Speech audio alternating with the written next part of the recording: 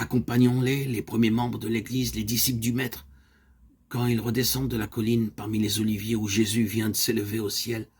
Peut-être ont-ils eu au cœur quelque tristesse de ne plus l'avoir auprès d'eux. Mais cette tristesse est mêlée d'une immense joie. Eux aussi, ils participeront à son œuvre. Eux aussi, ils témoigneront de lui sur la terre. Eux aussi, ils seront les messagers de la bonne nouvelle. Eux aussi, à la fin de leur vie, ils iront au ciel avec lui. Et Pierre, qui commence à jouer son rôle de chef, leur dit à tous, « Allons nous réunir dans le cénacle où notre maître nous avait rassemblés la veille de sa mort. Nous a-t-il pas dit encore qu'il enverrait en nous l'Esprit de Dieu, qui nous donnerait courage et force pour la tâche à laquelle il nous appelle ?» 10 jours durant, ils se tinrent donc dans le cénacle à prier et à réfléchir. L'ordre que leur avait donné Jésus était formel. Allez évangéliser toutes les nations. Soyez mes témoins sur toute la terre. Il fallait donc obéir, mais comment? C'était sans doute de cela qu'ils discutaient dans le cénacle. Fallait-il aller tout de suite sur les places publiques et dans les parvis du temple annoncer le Messie? Ne risquait-on pas de provoquer une nouvelle colère des chefs du peuple? Peut-être de nouvelles arrestations? Fallait-il sortir de la ville sainte et se disperser à travers les autres contrées, peut-être en dehors de la Palestine?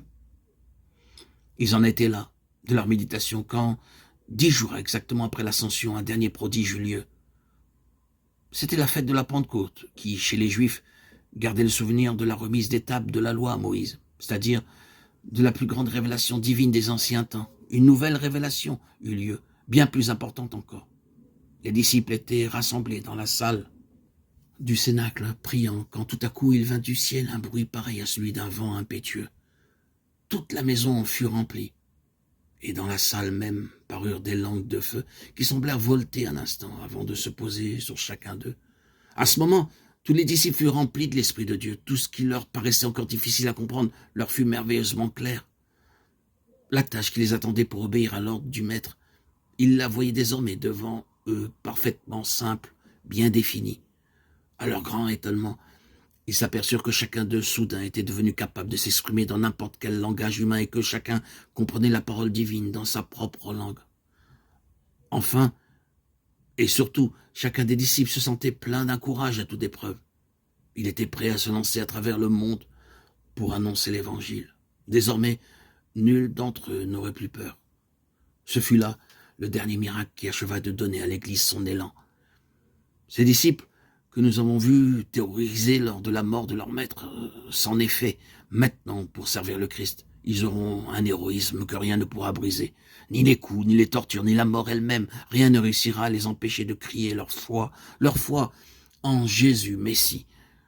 Et voici qu'à l'instant même commence l'histoire de leur apostolat. Sur la place autour de la maison, des gens se sont attroupés, attirés par le bruit du prodige. On chuchote. Qu'est-ce qui se passe? Ces gens-là sont-ils devenus fous? Qu'ont-ils à tituber comme s'ils avaient bu? Pourquoi se mêlent-ils à parler de langues étrangères? Alors Pierre paraît impose silence. Ah, il n'a plus peur. Ah, ce n'est plus le pauvre homme que nous avons vu reniant son maître, par crainte des coups et des tortures. Il parle. Homme d'Israël, écoutez-moi bien. Jésus de Nazareth, celui dont vous avez entendu le témoignage, celui dont vous avez vu les miracles opérés parmi vous, celui que vous avez fait mourir par la main des impies en le clouant à la croix. Nous vous le disons, nous. C'était le Messie, le Fils de Dieu, fait homme, celui que l'Éternel a envoyé sur la terre pour apporter au monde le salut. Vous croyez l'avoir tué? Il est ressuscité. Il règne dans le ciel à la droite du Père. Sachez-le, gens d'Israël, Dieu a fait Seigneur et Messie Jésus.